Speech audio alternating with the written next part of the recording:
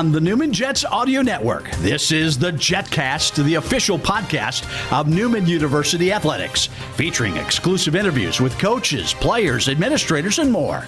The Jetcast podcast is brought to you by South Central Ceiling and Paving, online at SCSEALING.com.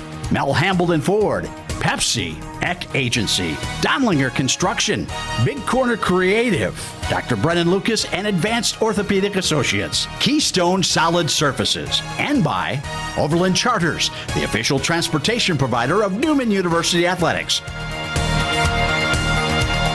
Here's the voice of the Newman Jets, Cripps. The Newman baseball team is building momentum heading into the last 2 weeks of the season. The Jets won 2 series last week as part of a 3-1 week in the MIAA. A midweek series win, Game 3 over Fort Hays State, and then 2 of 3 from Missouri Southern. The Jets back in action coming up this week against Pittsburgh State. They've got 2 more home series left, and the Jets, as of today, are in playoff position to make the MIAA tournament. Welcome into the Jetcast. This is episode number 68 on the show, and we are focused on baseball this week.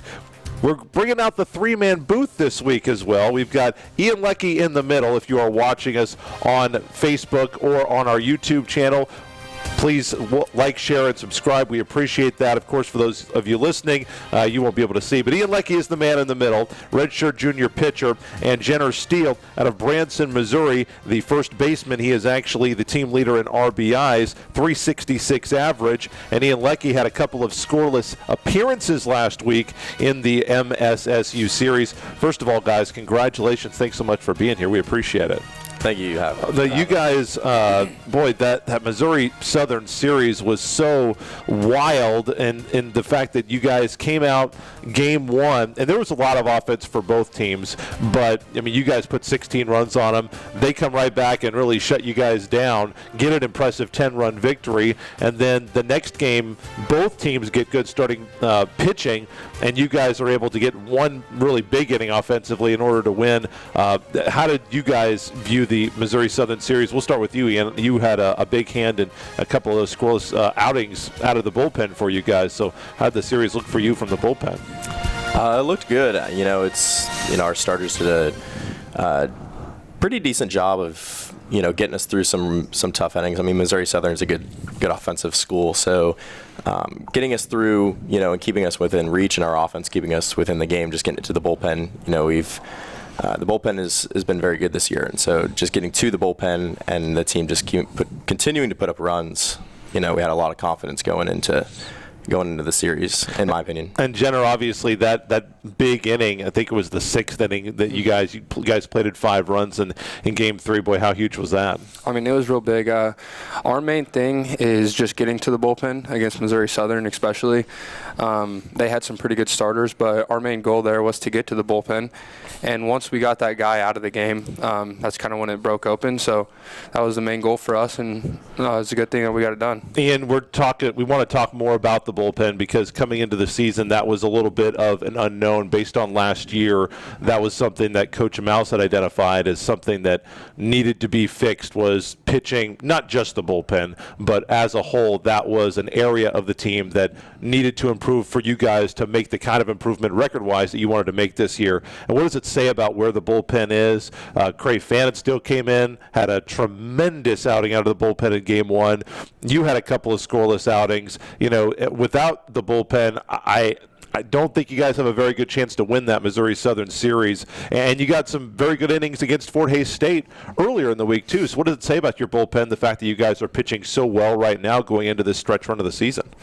Yeah, I'd say, the guys coming out of the bullpen, the majority of us were here last year, and I think we did not meet the expectations. And so coming into this year, it was, we have expectations to meet, or, we'll have new ones coming in. Sure. And I know that, Cray and Connor and I, we didn't want to not meet, Coach Mouse's expectations for a second year in a row. So we had some things to make a priority and things to adjust on, and we can see that is panned out in our favor this year. So, well, not only that, but you mentioned the starting pitching. Certainly, Asher was tremendous in his start in the anchor role on Saturday.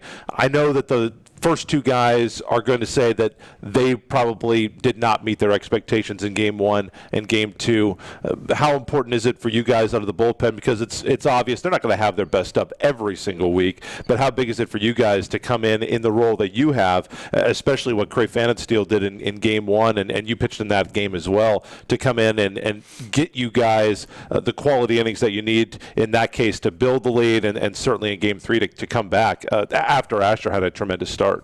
Yeah, it's, like you said, not every start's going to be, their best stuff. And, Garrett and Nate have given us fantastic starts all year.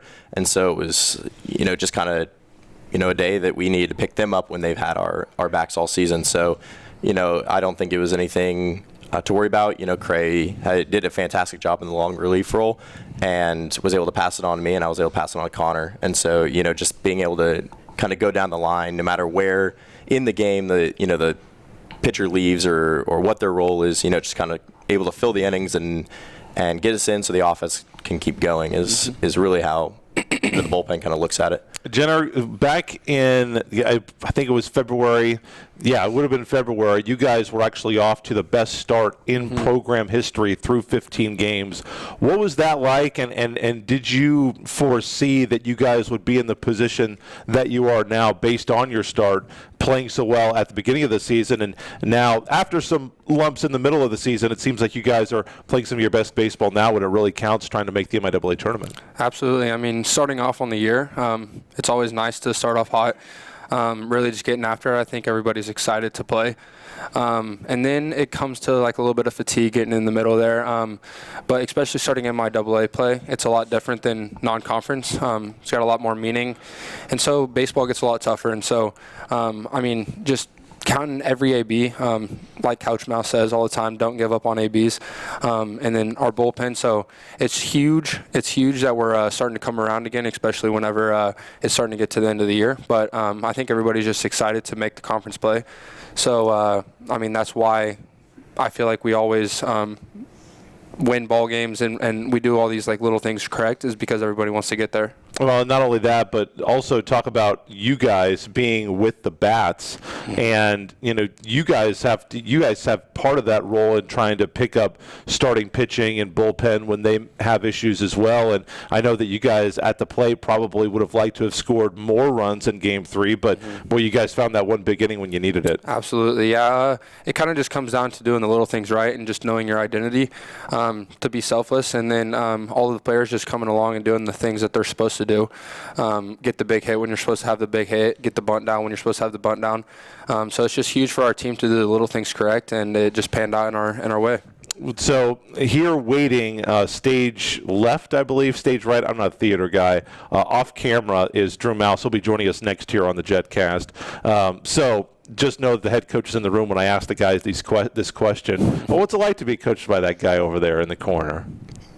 Who's brave enough to answer first? It'll be Ian answering first. I feel like the expectations for me are a lot higher. We had a lot of conversations at the end of the season last year, and it's just honest that there were some disappointments in my performance, and that is probably the worst thing to hear, in my opinion. And so coming out this year, it is nice to know that when I go out, the confidence in having two guys on in a tight ball game, I'm the person they go to, and then to hear just a simple good job. For me, as a pitcher, we don't always get to have the conversations with Coach Mouse throughout the games, but for him to go out of his way and say, good job, that is kind of like it's nice to work towards to hear after an outing. And I know, Jenner, there was at one point, I think it was Game 2, where there was, I think there was a foul ball that was bouncing that you didn't get. And I think Coach Mouse said, I believe his exact words were, catch the ball. Yeah. I know you mentioned coming in that you've had some slow opportunities this year that maybe you should have made. But, boy, you had a couple of incredible picks in Game 3 as well. So how would you kind of rate, let's call it the encouragement of Coach Mouse in that situation? I mean, I love it. I'm one of the guys that definitely need somebody to yell at me whenever I'm doing something wrong. Honestly, it helps me play better. So whenever I do mess up, I just need somebody there to tell me, like, hey, get locked in here, do the little things correct, and then we'll be successful that way. So it really helps me kind of just stay focused and make the big plays when I need to make them. Well, and this is a question for both of you as well. What is it like? You guys played through last year. I'm sure you've been on other teams when you've been at the end of the season. You're just kind of playing out the string. Mm-hmm. That's certainly not the case this year. You guys have a lot to play for. How much more exciting is it to go to work at the ballpark and certainly to come out for the weekend series knowing that every game, every pitch, every inning really does matter to try to get you guys into that top 8 and hopefully get you guys into the MIAA tournament? Yeah, I mean, it's huge. Just going to practice every single day, knowing that you have something to work for, especially doing something that Newman hasn't done for a while, is just going out and playing for a conference tournament. And so I think that motivates a lot of people. It makes people excited to come to practice. It makes people work towards something rather than just, hey, the season's ending soon.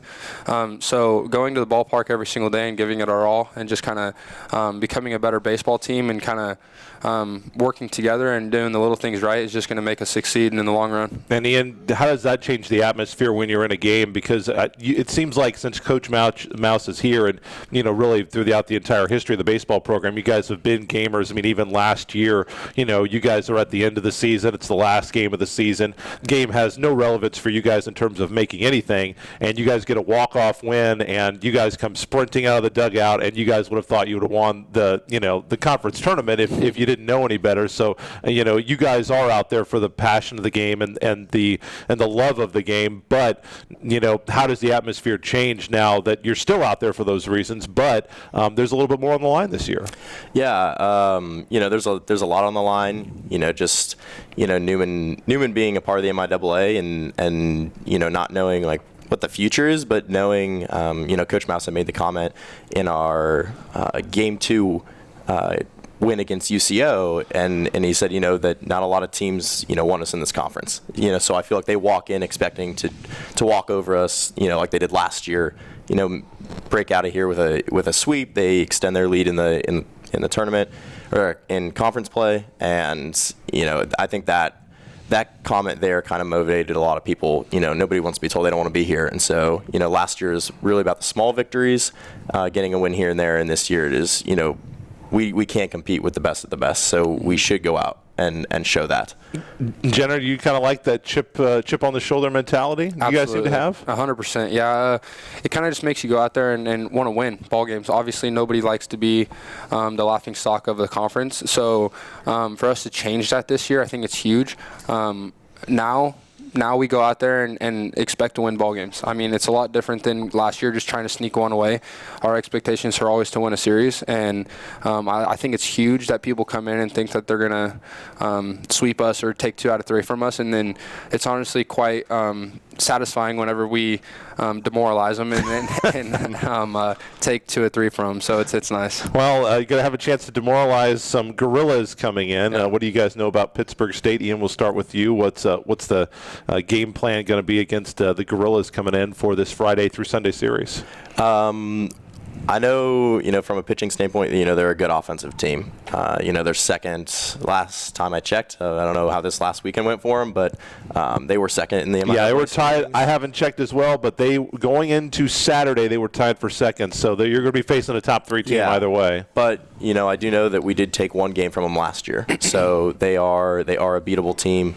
I think we bring our the stuff that we had last weekend, and we just have the determination to not let one inning get to us. I think we'll find another successful weekend. And Jenner, last question will go to you. Obviously, we've talked about how big everything is, but how do you at some point in baseball, you also have to try to minimize that as well, because the weight of the world can't be on your shoulders every at bat, and there's no 9-run hits that you can make. You can only do what you can do in the moment that you're doing it in. So how do you try to put everything into perspective and focus on the big picture, but at the same time you have to have the attention to the detail for what you're looking at, the next play you're going to make defensively, or the next swing you're going to take, or maybe the pitch you're not going to swing at when you're at the plate?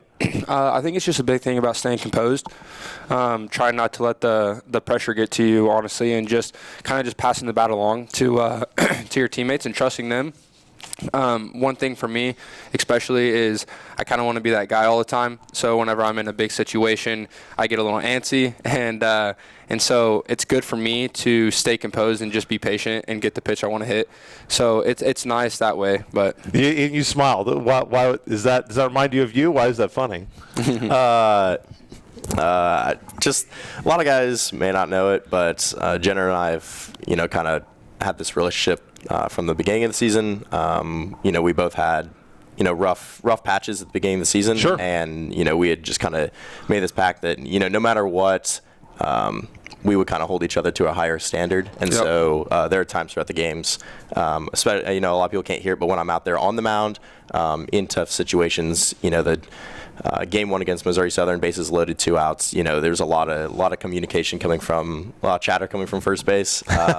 But he'll come in after some at bats or plays, and we'll have some conversations, and it's just little things. But a lot of people don't realize, like, we we have a relationship that maybe a lot of people and guys on the team don't realize. It kind of takes place behind the scenes to boost our confidence and the way we can perform. So Accountability and a higher standard. Jets aren't here to be swept anymore, and they are going to be taking on Pittsburgh State Friday, Saturday, Sunday series coming up. 3 o'clock first pitch on Friday and Saturday. Weather's looking pretty decent right now, so if you can make it out, I know the Jets would love to have you here. 1 o'clock Sunday if you can. Of course, you can listen on the Newman Jets Audio Network, newmanjets.com/listen. Download the Newman Athletics app on your mobile device, Google Play or the App Store, or watch the IAAnetwork.com/Newman. Boys, thanks. Great job with the 3-man booth. Good luck against the Gorillas. Go get them. thank you for having us. We're going to talk to your coach, Coach Drew Mouse, joining us to wrap up the Jetcast right after this.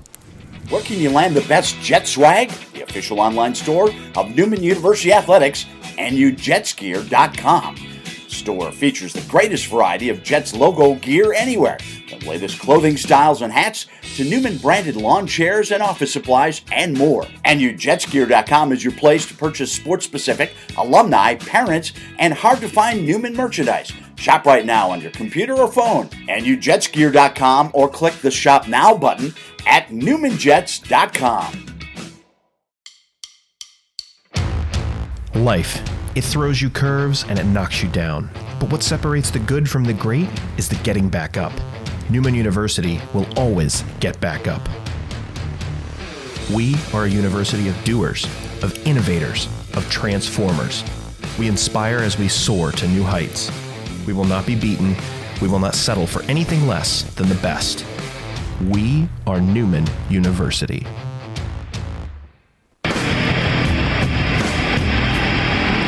Jets back in action, so are we here on the Jetcast. Just a couple more episodes left of the Jetcast. We've got one more episode coming next week, planning on softball, and then we've got a new coach to introduce to you here in a couple of weeks. So that is how we're going to wrap up the season on the Jetcast here as we go to the last week of April, first week of May, and certainly Newman baseball going to be at the top of our minds once again, reminding you 2 home series left. Jets getting a series win over Missouri Southern. They have got Pittsburgh State coming in this week. 3 o'clock first pitch on Friday. We'll be on the air with our South Central Celia Paving flight to first pitch at 2:45, and the guy I'm going to be talking to for pregame for that joins us now here on the Jetcast, Drew Mouse. After the Jets won 2 series last week, they get the midweek win over Fort Hays State, and now they are taking on the Gorillas after taking 2 of 3 from Missouri Southern. Congratulations, Coach. You seemed real happy when I talked to you last on Saturday. How was the Easter holiday? Oh, it was great. Yeah, big win over Missouri Southern.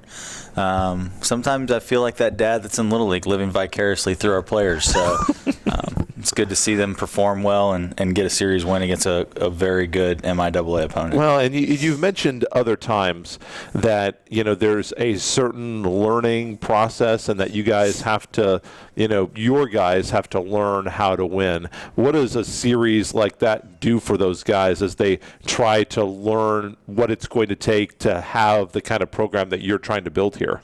I think the biggest thing is, I know we've talked about it. I've made the comment, it feels like every other week, that as we continue to win, expectations continue to go higher, and that we can't just be happy with something that we haven't done before. That we have, is in order for us to grow, we have to keep expecting more out of ourselves and the program itself. And I think that we've started to learn to come up to those expectations and to not make excuses for ourselves once we don't achieve whatever it is we're trying to achieve. When you have a loss like that against Missouri Southern, and I'm sure that the expectation, I'm sure the hope is, you would like to sweep every series, but I don't know if that's a reasonable expectation because you're playing good teams week in and week out, especially from here on through the MIAA schedule. Right. You guys don't really have any cupcakes left on the schedule, especially with Pittsburgh State coming up this week. When you have a loss like that, how does that bring the team together for Game 3, and what does it say about the team that they had the response that they did in Game 3 to come out with the guy whose position, the starting pitching, hadn't necessarily had the starts that they wanted? Asher Fink comes out with a big start, and the Bats didn't necessarily have the start to that game that they wanted, but they get the big inning right when they need it. I think the one thing that we've started to learn to do, which is good, is have a fighter mentality. I mean, even though we're in 8th place, we're still fighting for our lives in the postseason. And, we've got a 2-game lead on Emporia. We have the toughest schedule going through. So I think the toughest schedule left in the conference, actually. Yeah, we have the toughest schedule left in the conference. So, if we're going to make it, it's going to say a lot about our guys. And I think that they have the ability to live up to that expectation, and they can persevere through that. But, again, it's a matter of doing it every single day, not just on game day. Midweek, you guys had a game scheduled originally against Southwestern that they canceled. They've got KCAC games coming up this week and wanted to save arms. Totally understandable. Would it have been nice to play a midweek, or is it good after a win like that to try to just focus on MIAA games from here on out and just focus on the conference, or would you have liked to have seen the guys in action in a midweek? This in the perfect scenario, which in baseball with weather you rarely, if ever, get. Stock answer is yes. Other answer would be if we would have played and won, it would have been great to play a midweek game. If we would have played and lost, it would have been a horrible decision to play a midweek game. Sure. So, yeah. I want our guys to play as much as possible. And we've had bad luck with either rain or injuries or whatever it is to not get some games in. But, I will say it's nice when we're playing the teams that we're playing at the end of the year to give them an extra day off, let their legs get underneath of them and rest some arms before going into the weekend. Typically on the Jetcast space, I try to focus on stuff that's not just, upcoming game related, because we do pregame, every week. And so I typically do this with Coach Allen as well. So going off the beaten path here a little bit, I thought it's always been interesting to me how in baseball, more than any other sport, the quality of a decision is not made based on when you're judging a decision in the past tense, in hindsight. You're never judging it based on, in baseball at least, relative to other sports, based on, did you make the best decision based on the information you had at the time? It's always a results outcome-oriented decision where you can look at it and say, well, okay, maybe we should have called, this play in basketball didn't work out, but this was a good play based on the defense we thought they were going to run. Why do you think it is in baseball that it, whether or not, this is a good situation to hit and run and we have the right guys to do this, but if it doesn't work out, it's a failure, it's the worst decision ever, and if it works out, even if it's not something you should have called, then, obviously the coach and the manager is a genius. I have no answer for that. because people are focused on short-term results more than long-term results would be the best way I can do it.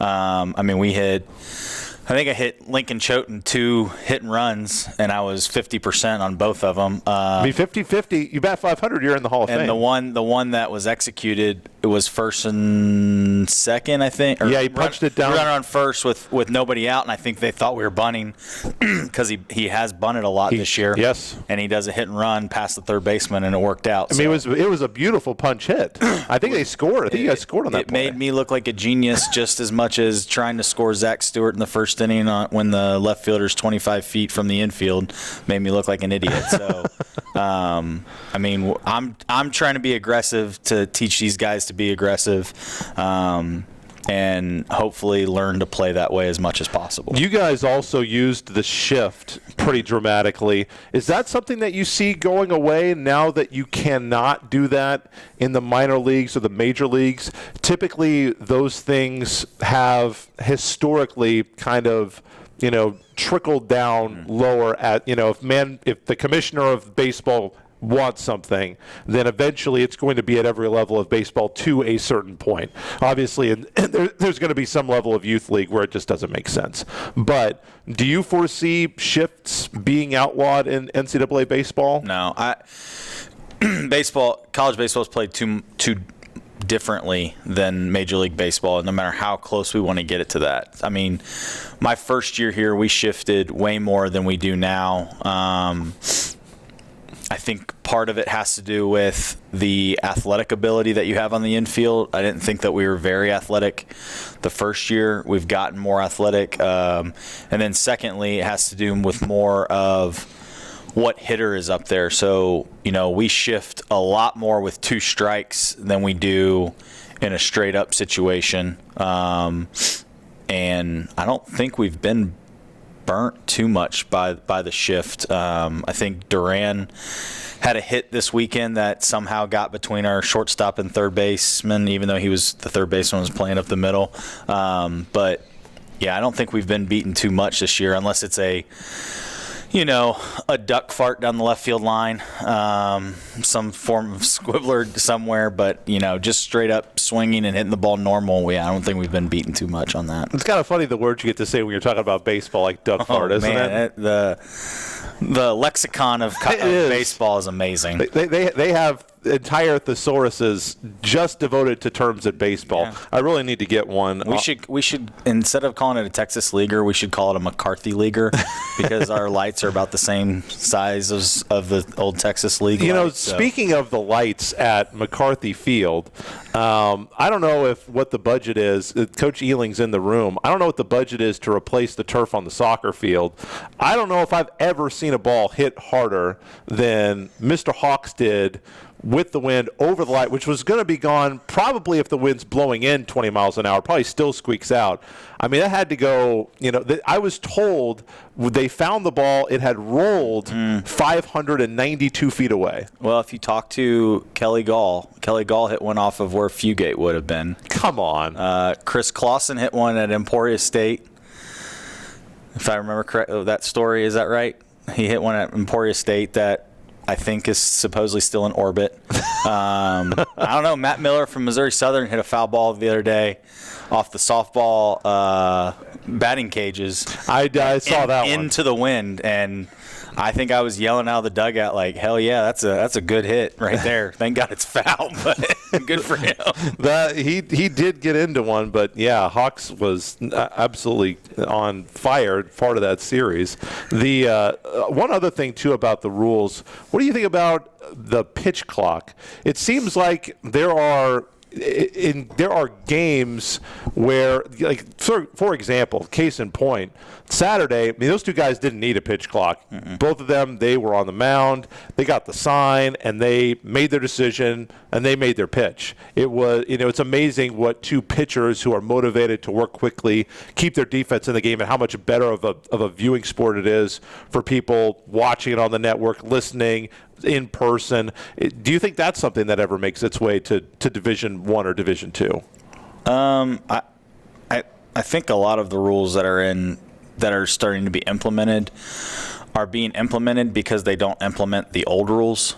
So, like, for example, when a hitter is supposed to be in the box, he has to keep his foot in the box, or used to have to keep his foot in the box no matter what. But there was like 7 things that a hitter could do to get out of the box. If he swung and missed, if he fouled a ball off, if the pitcher stepped off, if there was a wild pitch, or if there's a bird in the outfield. If there's a pickoff, if you call timeout, like you can leave the box for that reason. So there's 7 or 8 different things that you could do to get out of the box, and now you can just stay out of the box until the last 5 seconds of the pitch count of the clock, and then you can hop in at any time. So I think that they're trying to make it easier on the umpires, but now the umpires have a tough job, but they take it to an extreme one way or the other. And, as human nature, it's going to be held against a team if the umpire just wakes up on the wrong side of the bed that day and doesn't like the coach. You know? If a coach calls an umpire like Peter Pan or something like that, and he now holds a grudge against him, like it is what it is. Would you know anybody who's done that? No, I don't know anybody. me neither.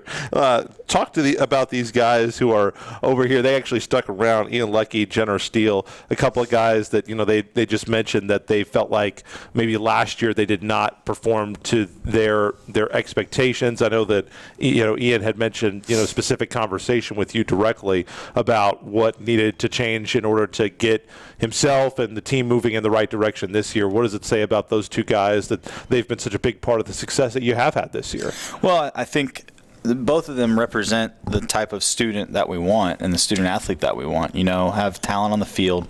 Ian is president of the SGA. He's from around within 3 hours. Overland Park, right? At 3 hours. Yeah. And then Jenner played at Hutch. Is loves baseball. The one thing about Jenner is that he comes with a huge amount of optimism every single day, and somehow pulls me out of whatever mood I'm in for that time. So it's good for a baseball player to have, isn't it? Yeah, and it's it goes to what I've said all year. I love the group. They are frustrating as hell sometimes. But as a college coach, I could be in a bad mood, and it's not their fault. They've done nothing. It's a meeting that I've had, or getting a game canceled or whatever. And then you show up at the ballpark, and Jenner and Kellen all walk up, and they're just like, "Hey, coach. Hey, coach." It's a good day to have a great day. Like, yes, it is. It's a good day to have a great day. Yes, it is. I know we're hoping to have some here. I wanted to ask, before you had come in, they were over there as we were getting set up because they had showed up early.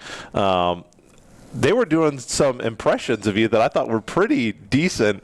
Who on the team does the best Coach Mouse impersonation? I think Cray thinks he can, but he doesn't. Devin used to be able. Kofel was good. Hayden Vanderpool, I think he wants to, but he gets a little. He can't put himself out there. Yeah. I saw Coach Beard. He actually, God, I don't remember what inning it was, but look, he pulled a hamstring running over to first base. Oh, he's been hurt a bunch this year. Somehow he almost tore his Achilles jumping for a ball during BP. I don't know. Not taking care of himself. No. Well, I mean, when you get done playing, and it's no reason start anymore. Putting on some weight, it's hard to keep track of what athleticism you have left. You understand. Well, let's focus here. One last question for you. I know we're going to talk here in a little bit about that for pregame, but Pittsburgh State, 3 o'clock first pitch Friday, Saturday, 1 o'clock on Sunday. Your initial thoughts on the Gorillas and playing a team that's going to be in the top half of the standings? They swing the hell out of it. I mean, they've got big kids. They've got D1 kickbacks all over the place. I think offensively they're as good as they come in the conference. I think we're going to have to score runs. The wind's shockingly going to be blowing out. Wow. At McCarthy. Can't imagine. So we're going to have to score some runs. I think the biggest thing, in my opinion, that's going to be a deciding factor for this weekend is, can we get a better outing and performance from Nate and Garrett, and knowing their personalities, they're going to be up for the challenge, and can they perform during those times? So. Not sure if the wind's going to be blowing as much as it was, but Jenner was off camera, and he did. He's looking forward to the challenge. What is it? Is it Friday? Friday is 25 to 35 with up to 50-mile-an-hour gusts. Okay, so maybe we might have a couple hit more over the lights. So if you can make it out, 3 o'clock first pitch, might see some dingers coming up at McCarthy Field. It'll be 3 o'clock on Saturday as well, 1 o'clock Sunday. If you can't make it to Wichita, you will have it for you on the Newman Jets Audio Network, 2:45 for our South Central Ceiling Paving flight to first pitch. NewmanJets.com/listen. Download the app on your Google device or on iOS, or watch the MIAA Network, 1 o'clock for the decider on Sunday. Coach, appreciate it. Thank you so much. Thank you very much. That is our Jetcast this week. I promised softball, I think, last week. I'm going to actually try to deliver next week for softball, so we'll see you then. So Blake Cripps saying, go Jets.